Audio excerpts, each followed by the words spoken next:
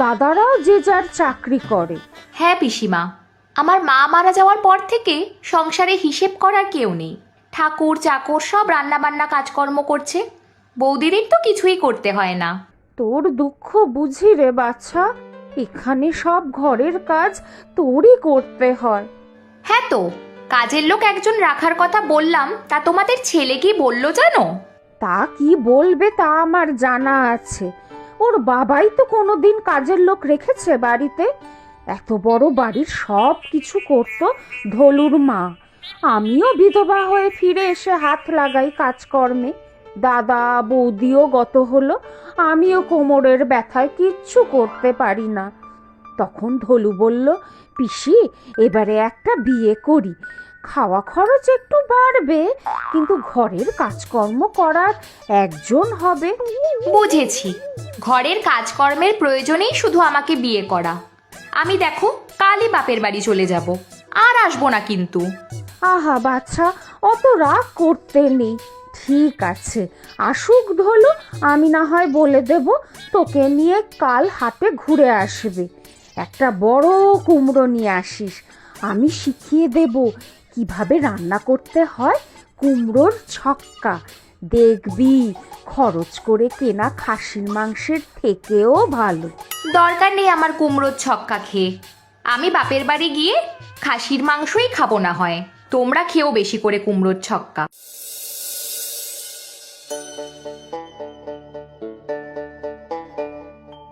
কিরে কলি, তুই হঠাৎ? জামাই কোথায়? না রে দাদা, ও আসেনি, আমি একাই এসেছি। তা বলে বলা নেই কোয়া নেই। সে কি বড় বৌদি, নিজের বাড়িতে আসবো তার আবার বলা কওয়া কি? বাবা কোথায়? বাবা নিজের ঘরে। ছোটদার ছোট বৌদি কোথায়? তোমার ছোট বৌদি এই সময় কোথায় থাকে ভুলে গেলে বুঝি? দেখো গিয়ে বিছানায় শুয়ে গড়াচ্ছে। কাজকর্ম ঘরের করে কিছু? সে কবেই বা করতো। তোমারও তো বৌদি সংসারের কাজ কিছু নেই, সবই তো রতনদা রামুদা মানদা মাসি সবাই করছে। না রে কলি, কাজের লোক কেউ বিশেষ নেই, শুধু মানদা আছে ঘরদোর পরিষ্কার করার জন্য, তাও মনে হচ্ছে ছেড়ে দেবে। কেন, কি বলছিস তুই?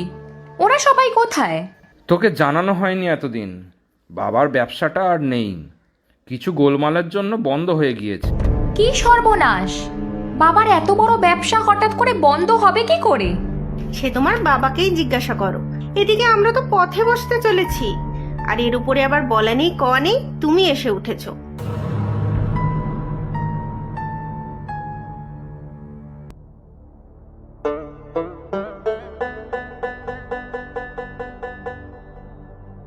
বাবা, বাবা, এ কি অবস্থা তোমার? এ কি করলি তুই মা হঠাৎ করে? কেন, আমি এসেছি তুমিও খুশি হওনি? ওদিকে বড়দা বড় বৌদিও এমন ভাব করলো যেন আমি অবাঞ্ছিত এই বাড়িতে। না রে মা, তুই আসবি সে তো আমার ভারী আনন্দের বিষয়। বল মা, কেমন আছিস? জামাই আসেনি কেন রে? ও বাড়ির কথা পরে হবে, আগে বলো তোমার কি হয়েছে? কি শুনলাম দাদা বৌদির কাছে, তোমার ব্যবসায় কি হয়েছে? ঘোর সংকট মা, আমার অত বড় ব্যবসা মাত্র কয়েক দিনের মধ্যেই ফুটো নৌকোর মতো ডুবে গেল। আমি শুধু চেয়ে চেয়ে দেখলাম, কিছুই করতে পারলাম না রে। আমি শুধু এখন নিশ্চয়ই নই, ঋণগ্রস্ত। তুমি কেঁদো না বাবা, সব ঠিক হয়ে যাবে। আমি চলে এসেছি তো, কিচ্ছু চিন্তা নেই তোমার। কি বলছিস তুই কলি? চলে এসেছিস মানে? জামাই কোথায়? ওকে আনিনি, আসার সময় সঙ্গে আসতে চেয়েছিল, আমি আসতে দেইনি। মহাকৃপণ, তাই ছেড়ে চলে এসেছি। ছি ছি মা, অমন বলতে নেই। বিয়ের আগে সব খোঁজ খবরই আমি করেছিলাম মা। ছেলেটি অত্যন্ত সৎ ও পরিশ্রমী, তবে অপচয় করে না, তাই সবাই ওদের কৃপণ বলে। কিন্তু বাবা, আমি এ বাড়িতে যেভাবে প্রাচুর্যের মধ্যে বড় হয়েছি, তাতে ওখানে মানিয়ে নিতে পারছিলাম না। আমারই দোষ, শুধু উপার্জনই করে গিয়েছি, কিন্তু খরচা কি করে করতে হয় তা তোদের শেখাইনি। দেখ মা, উপার্জন করতে শিক্ষার প্রয়োজন সব সময় হয় না, তবে খরচ করতে প্রকৃত শিক্ষা ও নীতি জ্ঞানের প্রয়োজন আছে। আজ দেখ, আমি সর্বশান্ত। তোর মা বেঁচে থাকলে হয়তো ছেলেরা বৌমারা এতটা উচ্ছৃঙ্খল ভাবে জীবনযাপন করত না। কেন বাবা, দুই দাদাই তো চাকরি করে। করে, কিন্তু সেই উপার্জনে তো আগের মতো আরাম করে থাকা যায় না। বাড়ির কাজের লোকের টাকা এখন আমি দিতে পারি না। দুই ভাইয়ের মধ্যে কে ওদের টাকা দেবে তাই নিয়ে বিবাদ।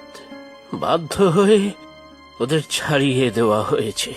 এই বয়সে এখন আমার নিজের সব কাজ নিজেরই করতে হয়। কেন? বৌদিরা করবে না কেন?